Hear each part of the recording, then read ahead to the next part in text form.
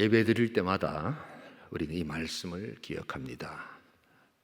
이 말씀은 우리 예수님과 사마리아 여인의 대화 가운데 나타나는 예배의 중요한 내용이기도 합니다만, 또한 하나님은 어떤 분이신가라는 측면에서 아주 중요한 우리 한 가지 또한 말씀과 사실을 예수님이 선언합니다.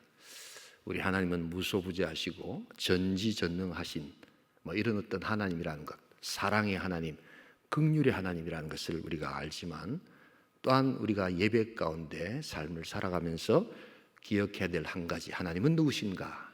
그래서 바로 하나님은 영이신 분이시라는 것입니다. 지금 이 여인과 사마리아 여인과 우리 예수님과의 관계 속에서 이 예배에 대한 이야기, 영에 대한 이야기는 역사적 사실을 좀 포함합니다. 그래서 영적인 예배를 드리지만 여러분, 역사가 있고 또한 사실이 있습니다. 우리는 영으로 예배 드린다고 하면 굉장히 신비적인 것, 그래서 내 쪽에서 뭔가를 이렇게 좀 신비롭게 뭔가를 드려야 된다라고 생각하는 경우가 많습니다. 그러나 여러분, 중요한 것은 그 역사에서 기반하는 하나님이 어떤 분이신가를 아는 그 대상에 대한 정확한 인식, 그것이 예배에 훨씬 더 중요하다는 것을 여러분 알아야 합니다. 자꾸 내 쪽에서 뭘 만들어내려고 하면 안 됩니다. 영이신 하나님을 그대로 인정하고 거기에 순종하면 됩니다. 역사를 한번 보겠습니다. 왜 이런 이야기가 나오는가? 이 사마리아 여인이 왜 무엇에 지금 관심을 가지고 있는가? 한번 우리 지도를 한번 보겠습니다. 지도를 계속해서 보셔야 합니다. 그래서 자꾸만 눈에 들어와야 합니다. 남왕국 이스라엘, 남왕국 유다, 북왕국 이스라엘, 이스라엘이 분열하지요. 그래서 솔로몬 이후에 분열을 하면서 서로가 정통성을 가지겠다고 이야기합니다. 그래서 북쪽에는 10지파가 모여서 이스라엘이라는 표현을 자기가 씁니다. 그래서 성경에 읽어보시면 구약에서 어떤 때는 이스라엘, 어떤 때는 유다, 이런 이야기가 계속 반복해서 나오는데 다 함께 이스라엘인데 이게 분열되느냐 분열되지 않았느냐 하는 것을 구분하시는 게 필요합니다. 그래서 남유다는 2지파만 유다 왕국이 되지요. 그런데 저렇게 하다가 결국 둘 다가 다 망합니다. 북이스라엘은 우리 아시리아에 의해서 BC 722년에 망하고 한 140년 지나가지고 남유다는 바벨론에 586년에 BC 586년에 이렇게 망하게 됩니다. 둘 다 망하는데 이 망할 때 그 지배하는 나라가 다릅니다. 그래서 북이스라엘은 먼저 망하는데 아시리아라는 제국에 의해서 망합니다. 그리고 얼마 있지 않아서 남유다는 바벨론이라는 제국에 망합니다. 그런데 이 두 제국은 이스라엘과 유다를 통치하면서 피식민 지배국, 그러니까 자기네들이 다스리는 식민지 국가에 대한 정책이 달랐습니다. 쉽게 말하면 북이스라엘은 아시리아 사람들이 이스라엘 백성들을 데리고 많이 포로로 잡아가고 난 다음에 대체 인력을 아시리아 사람을 저기에다가 같이 투입을 시켰습니다. 같이 살게 되면서 시간이 지나면서 혼혈이 됐던 겁니다. 그런데 남유다는 잡아가기는 했지만 바벨론 나라 사람들을 저기다가 투입시키지 않았습니다. 그러니까 나중에 이제 이스라엘이 회복되고 난 다음에 어떤 문제가 생길까요? 바로 북이스라엘은 혼혈의 문제, 그래서 유대인들의 피가 더럽혀졌다라고 생각을 하는 겁니다. 그러면서 이제 예배를 따로 드리기 시작하면서 그 이후에 계속해서 사마리아 사람들과 유다 사람들은 같은 민족이었음에도 불구하고 역사적 아픔 때문에 상극이 되었다는 것입니다. 여러분, 이런 역사들을 좀 알면서 이 여인은 예수님한테 이렇게 물어보지요. 그리스도가 오시면 어떻게 예배를 드리고 어디서 예배를 드리는 것이 중요합니까? 라고 이야기합니다. 그래서 장소와 방식을 이야기하지만 예수님은 뭐라고 하십니까? 그것은 그렇게 중요한 것이 아니다 라고 이야기합니다. 오히려 예배의 대상이 어떤 분인가 하는 것을 정확하게 아는 것, 그것이 예배의 핵심이다라고 이야기를 합니다. 여러분, 이제 그런 의미에서 여러분, 우리가 대면 예배를 드리느냐 비대면 예배를 드리냐라는 어프로치는 마치 아이들에게 아버지가 좋으냐 어머니가 좋으냐라는 질문과 똑같습니다. 어떤 경우에는 그 역할에 있어서 아버지가 중요할 때가 있습니다. 어떤 경우에 있어서는 그 역할에 있어서 어머니가 중요할 때가 있습니다. 그러나 가장 중요한 것은 두 사람 다 한 자녀의 부모라는 사실입니다. 한 사람에도 없으면 그 아이가 태어나지 못했다는 사실입니다. 그런 의미에서 예배에 지나친 장수적 문제를 접근한다는 것은 중요하면서도 본질을 놓치는 것임을 알아야 합니다. 그리고 내가 예배드리고 있는 그 대상이 누구신가 하는 것에 대한 정확한 이해, 바로 그것이 핵심이라는 것입니다. 그리고 예수님은 이야기하십니다. 하나님은 영이시다. 그리고 신령과 진정으로 예배드려야 한다라고 이야기합니다. 자, 그래서 이제 이 예배의 대상이신 우리 하나님은 영이시라는 의미에서 여러분, 우리가 그러면 어떻게 이 영적인 예배를 드려야 될 것인가? 첫 번째로 보이지 않는 생명과 인격이신 하나님의 존재를 믿어야 합니다. 그래야지 예배가 되는 겁니다. 많은 사람들이 이렇게 생각합니다. 보이는 것만 믿을 수 있다. 보이지 않는 세계는 못 믿겠다. 그래서 자꾸만 그렇게 이야기하죠. 하나님을 보여달라. 보여주면 믿겠다라고 이야기하는 질문은 이 도마의 문제, 그때 당시 1세기의 사람들의 문제가 아니라 지금도 이후에 주님 다시 오실 때까지 계속해서 믿지 않는 사람들의 질문이 될 것입니다. 보여주면 믿겠다. 왜냐하면 보이지 않는 것은 존재하지 않는다라고 생각하기 때문입니다. 여러분, 그런데 보이지 않는 것이 존재하지 않는다. 여러분, 이것은 과연 맞는 말일까요? 그럼 지금 예배를 드리고 있다 보면 와이파이가 움직이면서 여러분들 핸드폰이 울릴 수 있습니다. 보이지 않는데 왜 그런 일이 일어날까요? 여기 우리가 볼 수 없는 여러 가지 무선이라든지 이런 것들이 존재하기 때문입니다. 보이지 않는다고 존재하지 않는다. 이것은 맞지 않는 가설입니다. 여러분, 어린 아이들 요사이 보니까 우리 윤 목사님 딸 리아가 한 번씩 오는데 너무너무 예뻐요. 상당히 카리스마가 있더라고요, 보니까요. 그래서 함부로 이게 남자의 이런 그 무차별적 접근을 아주 이렇게 거부하는 그래서 함부로 이렇게 다가가지 못하도록 하는 아주 바람직한 자세를 갖고 있더라고요, 보니까.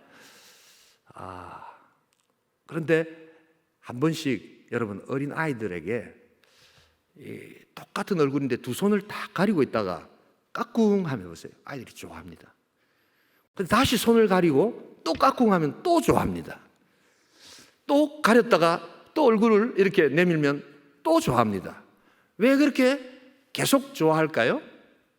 왜냐하면 아이들에게는 눈을 또한 손으로 얼굴을 가리고 나면 그 얼굴이 존재하지 않는다라고 생각하기 때문입니다. 그래서 다시 얼굴이 나타나면 새로운 존재가 나타났다고 생각합니다.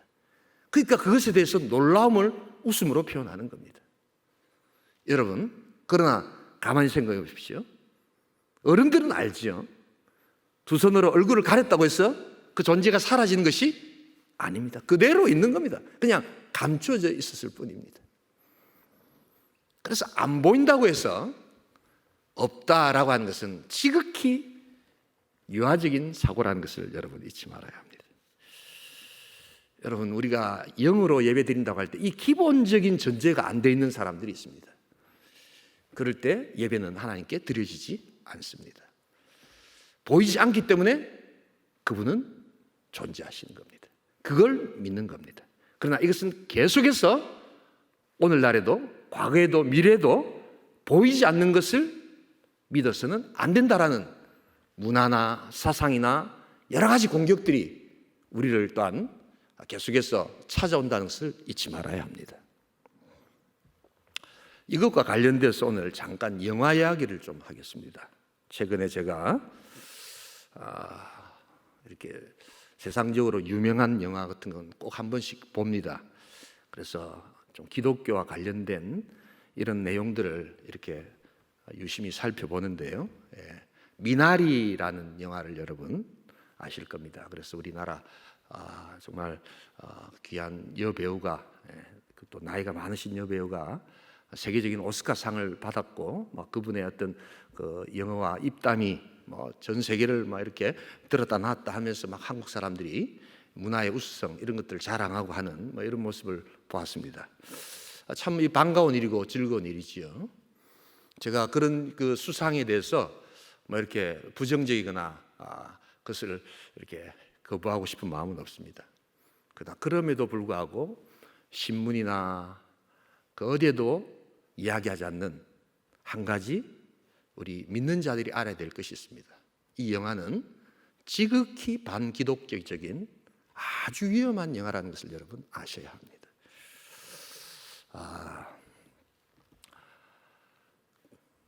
80년대, 그러니까 제가 대학을 다닐 때쯤 이민을 가신 한국분의 이민 그 모습이 나타납니다. 뿅아리 감별사라고 해가지고, 여러분 미국에서 제일 이렇게 미국 사람들이 안 하려고 하는 그러한 직업 중에 하나가 이 뿅아리 암놈 순놈을 가리는 겁니다.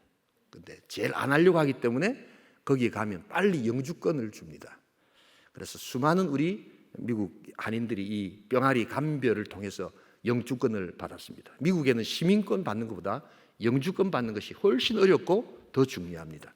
시민권은 자동적으로 영주권 받은 사람은 이제 받게 되어 있습니다. 영주권 때문에 이 얽힌 미국의 이민사의 한인들의 스토리는 이루 말로 할 수 없습니다. 알칸사라는 지역을 감독이 택합니다.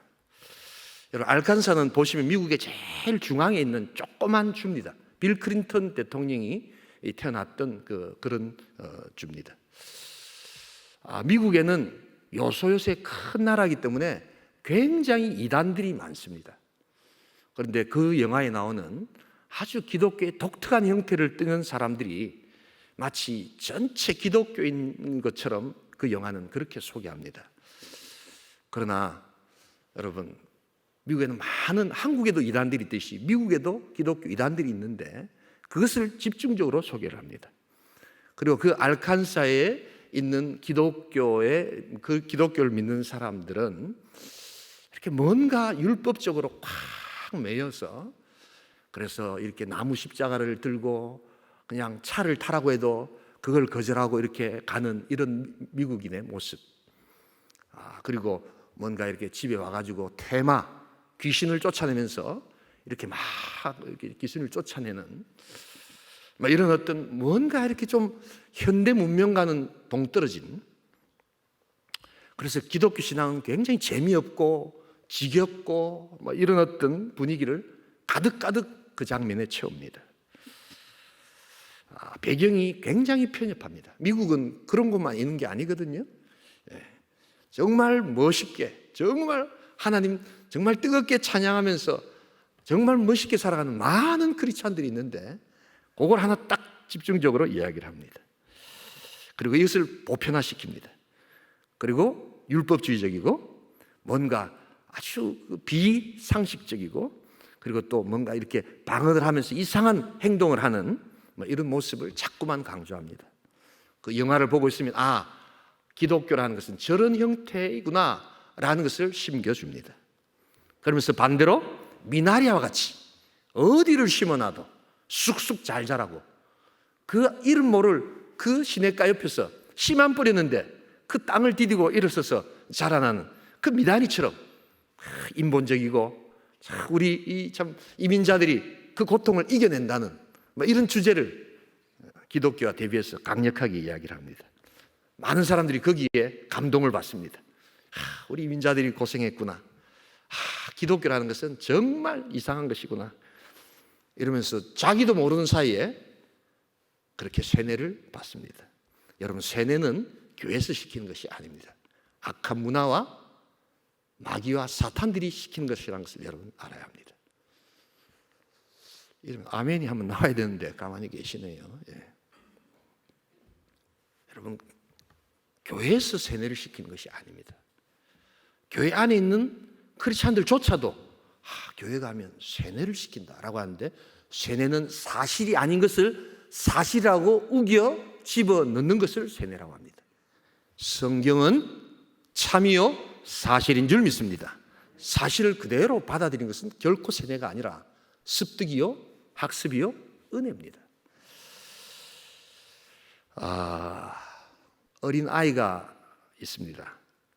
부모를 따라 별로 오기 싫은 그런 시골 동네에 와서 겨우겨우 이제 엄마가 교회를 가니까 교회를 가지만, 특별히 그 남자아이는 조그만 꼬마 아이인데 교회를 갈까 말까 가기 싫어합니다.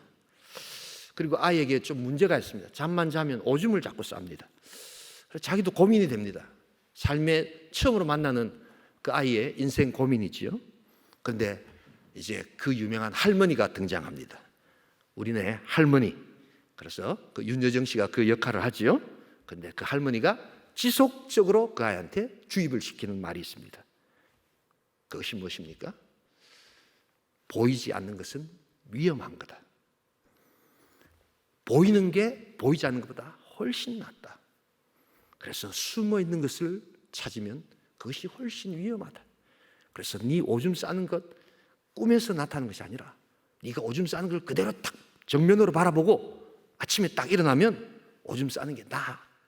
그렇게 이야기합니다.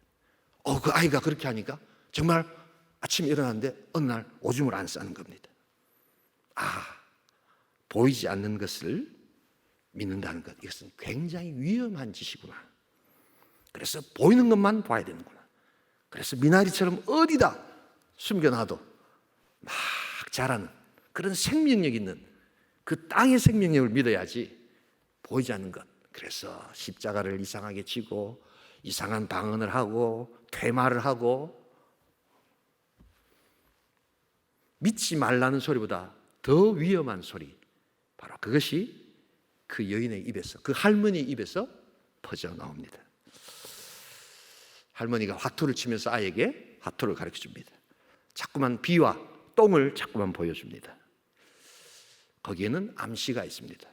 바로 똥, 비라는 언어를 통해서 그 걸음과 보이는 생명력을, 인본주의를 강조하지만 지극히 반기독교적인 위험한 악마적 요소를 영화가 우리에게 보여주고 있지만, 우리는 그것을 아무것도 모른 채 열광하고 기뻐하면서 스르르 우리의 신앙을 새롭게 만듭니다. 가짜 복음에 물들기 시작하는 겁니다. 여러분, 보이지 않는 것, 우리 하나님의 존재가 더욱더 안전하다는 믿음을 가질 수 있기를 소원합니다. 이것은 계속되는 싸움이라는 것을 여러분 알아야 합니다. 이것은 엄청난 영적 싸움이라는 것을 여러분 알아야 합니다. 그래서 문화가 중요하고 문화가 위험합니다.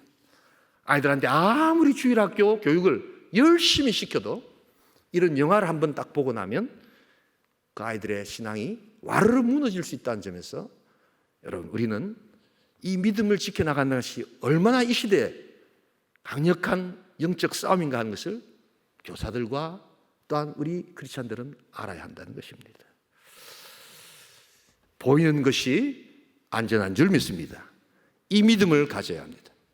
또한 보이는 것이 또한 안전하다는 것을 믿을 때 그것을 주관하시고 통치하시는 보이지 않는 하나님이 우리의 최종의 영광 가운데 계시는 능력의 주님인 줄 믿습니다, 여러분. 그것을 믿어야 하는 겁니다. 두 번째로, 오늘 우리가 이 영이신 하나님께 예배를 드리려면 이제 필수적인 요소를 하나님께 올려드려야 된다는 것을 알아야 합니다. 뭘까요? 헌금일까요? 성경책일까요? 네. 그보다 더 중요한 것이 있습니다. 하나님을 향한 마음입니다, 여러분. 진정한 마음입니다. 이 마음을 드리기 위해서 우리는 수단을 사용합니다. 그것 중에 하나가 찬양입니다. 예배 시간에 드리는 찬양은 음악성이 중요하지 않습니다. 그렇다고 아무렇게나 부르라는 것은 아니지만 음악성보다 더 중요한 것이 진정성입니다. 찬양 가운데 내가 하나님 앞에 드리는 이 찬양의 음악성보다 더 중요한 진정성이 표현되기 위해서 제가 믿기는 찬양을 크게 부르는 것입니다. 뭔가 내가 드린다는 내 의지와 에너지가 좀 더 들어가야 한다는 것입니다. 어떤 분들은 그냥 앉아서 피곤하기 때문에 그럴 수도 있습니다만, 남들이 제대로 부르는 음을 한 옥타브 내려가지고 천천히 부르는 사람들이 있습니다. 잘못된 건 아니지만 진정성이 들어가지 않습니다. 하나님은 기뻐하시지 않습니다. 기왕에 예배의 자리에 왔다면 진정성을 여러분 올려드려야 합니다.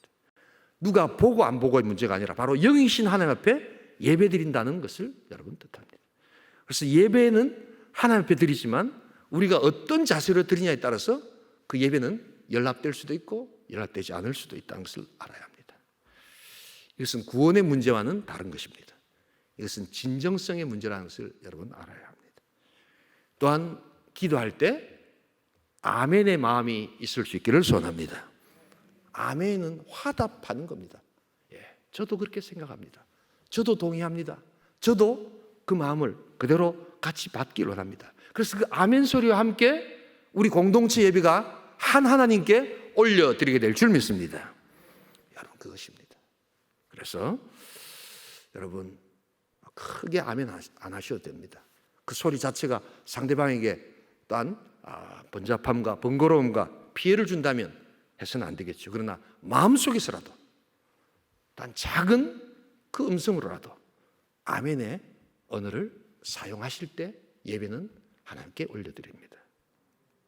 또 한 가지, 말씀의 진정성입니다. 저 말씀은 나에게 한 말씀이다 라는 것이 진정성입니다. 저 말씀은 오늘 마침 우리 남편이 좀 들어야 되는데 왜 우리 남편이 안 올 때 저 말을 할까? 그것은 자기가 드린 예배의 진정성이 아닙니다. 하나님이 남편에게, 자녀들에게, 또한 그분에게 하나님 하실 말씀이 있다면 어떤 형태로든지 하나님 말씀하여 주실 줄 믿습니다. 중요한 것은 예배 자리에 나오는 것입니다. 그리고 저 말씀은 나에게 하는 것이다 라는 생각을 할 때 비로소 집중이 시작된다는 것을 알아야 합니다. 나에게 이야기하기 때문에 집중이 되는 겁니다. 그러나 옆에 있는 사람에게 이야기한다는 것은 집중을 하지 않아도 괜찮다는 전제가 깔려 있습니다. 그리고 예물의 진정성을 드려야 합니다. 예물의 진정성은 예물의 양의 많고 적음이 결코 아닙니다. 이 예물을 담을 때 나의 마음은 어땠는가?